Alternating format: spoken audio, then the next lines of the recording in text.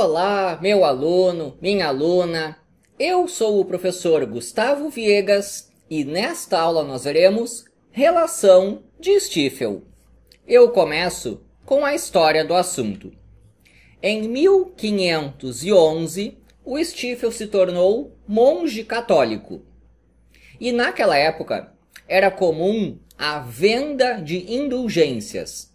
Eu vou explicar o que é isso. Uma pessoa cometeu um pecado. Um padre ou algo semelhante ia lá e oferecia o perdão. Essa pessoa não iria mais para o inferno. Mas a pessoa que foi pecadora, ela causou um certo dano a si mesmo e às pessoas à sua volta. Então ela tinha que pagar uma penitência para, num certo sentido, redimir aí um pouco dos transtornos que ela causou. As penitências naquela época eram muito longas. Por exemplo, vários anos jejuando, vários anos dormindo no chão, ter que rezar de joelhos por vários anos. E existe a indulgência. Um sacerdote pode reduzir todas essas penalidades a serem cumpridas. Surgiu a venda de indulgências. Uma pessoa poderia pagar para não ter que cumprir tantas penalidades. Era possível, inclusive, pagar para diminuir a penitência de alguém que já estivesse morto. Você aqui na Terra dava dinheiro para a igreja, e isso fazia com que uma pessoa que estivesse no purgatório automaticamente entrasse no paraíso. Essa venda de indulgências gerou bastante dinheiro para a igreja. O Papa Leão X incentivou em muito esse comércio das penitências e boa parte desse dinheiro foi utilizado para a reforma da Basílica de São Pedro. O Stifel achava errado a venda de indulgências. Em 1517, o Lutero deixou bem claro que ele era contra a venda de indulgências. Mais tarde, o Lutero, inclusive, rompeu com a Igreja Católica. Em 1522, o Stifel rompeu com a Igreja Católica e virou pastor luterano. Inclusive, o Stifel e o Lutero moraram juntos por um certo tempo. Quem fez a cerimônia de casamento do Stifel foi o Lutero.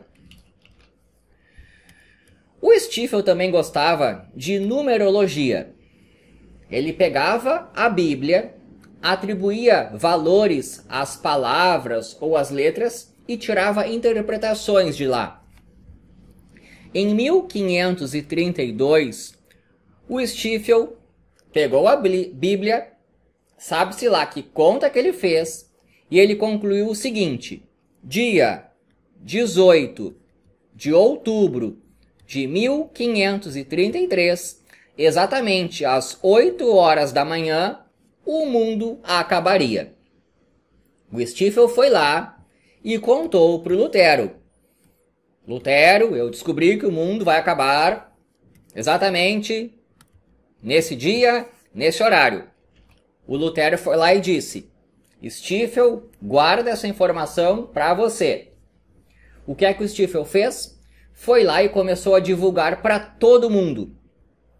Várias pessoas abandonaram seus empregos, venderam tudo o que tinham e se reuniram em igrejas nesse dia, nesse horário.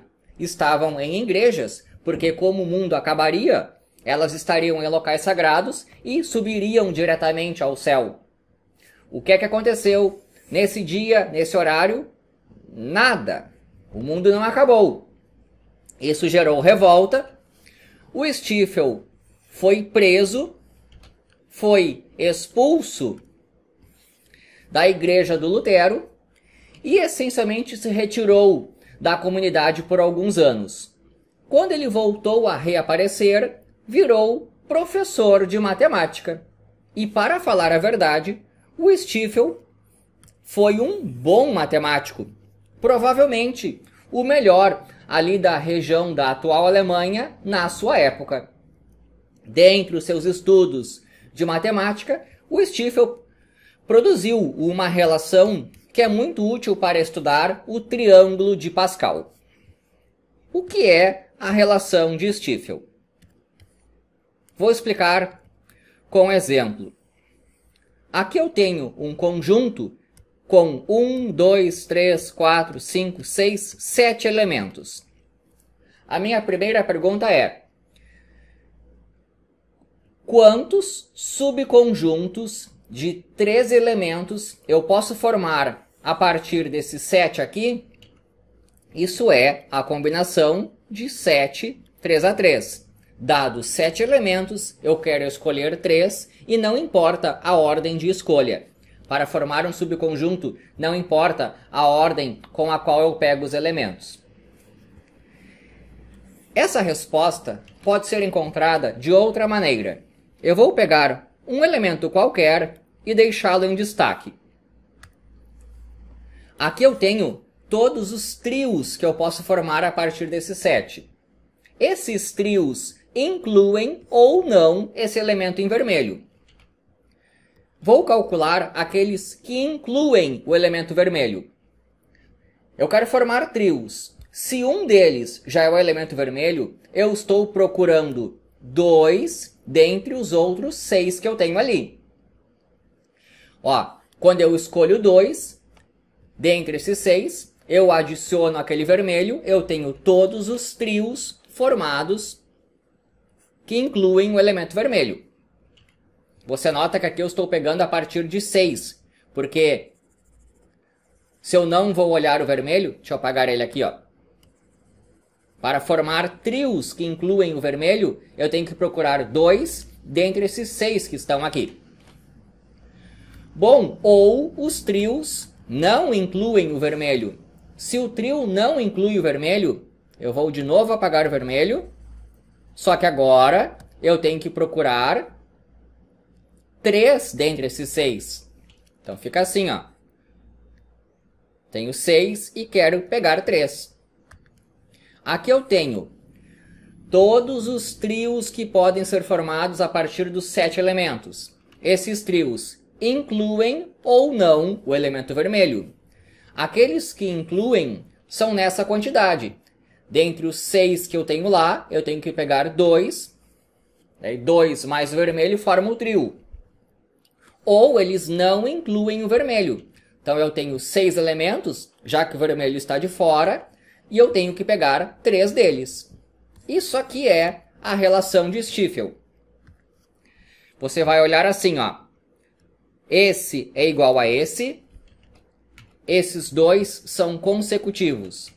6, 6 deu origem ao 7 aqui. 2, 3, esse 3 veio parar aqui.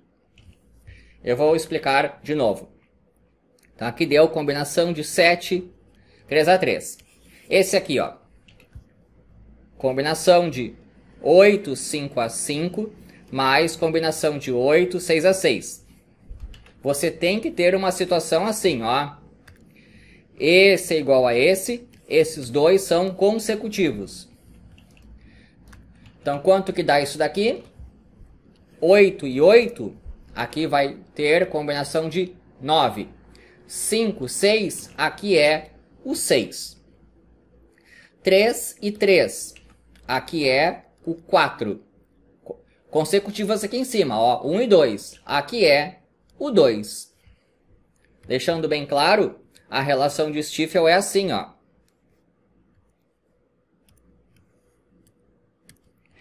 N tem que ser iguais. E aqui em cima são consecutivos, P e P mais 1. N e N, aqui vai ser N mais 1. P e P mais 1, aqui é o P mais 1. Lembrando que a importância disso daqui vai aparecer no triângulo de Pascal. E um exemplo aqui para fechar. Combinação de 9, 2 a 2, 9, 6 a 6. Bom, o 9, ele se repete, mas aqui eu tenho 2, aqui eu tenho 6. Eu não posso aplicar a relação de Stiefel assim, mas eu consigo lembrar do seguinte. A combinação de 9, 6 a 6 também é a combinação de 9, 3 a 3. Aqui são combinações complementares. 6 mais 3 dá 9. Então, por isso que eu pude trocar. E agora, aqui, eu consigo aplicar diretamente a relação de Stiefel. 9, 9, 10. 2 e 3 consecutivos. Aqui é o 3. Isso aqui é a relação de Stiefel, cuja demonstração eu dei parcialmente aqui, mas aqui tem toda a ideia do que está acontecendo. É aquela história de você pegar ou não um certo elemento. Quando eu olho para cá, eu tenho um conjunto com n mais 1 elementos, dos quais eu quero pegar p mais 1. 1, 2, 3, n mais 1. É isso daqui. Agora eu venho aqui e destaco um certo elemento e penso assim, ó. Quantos subconjuntos com p mais 1 elementos incluem esse vermelho aqui? É a combinação de NPAP. Quantos não incluem aquele vermelho? Os que não incluem esse vermelho são em combinação de N, P mais 1 a P mais 1. Assim como eu fiz com os números, que fica mais agradável de pensar.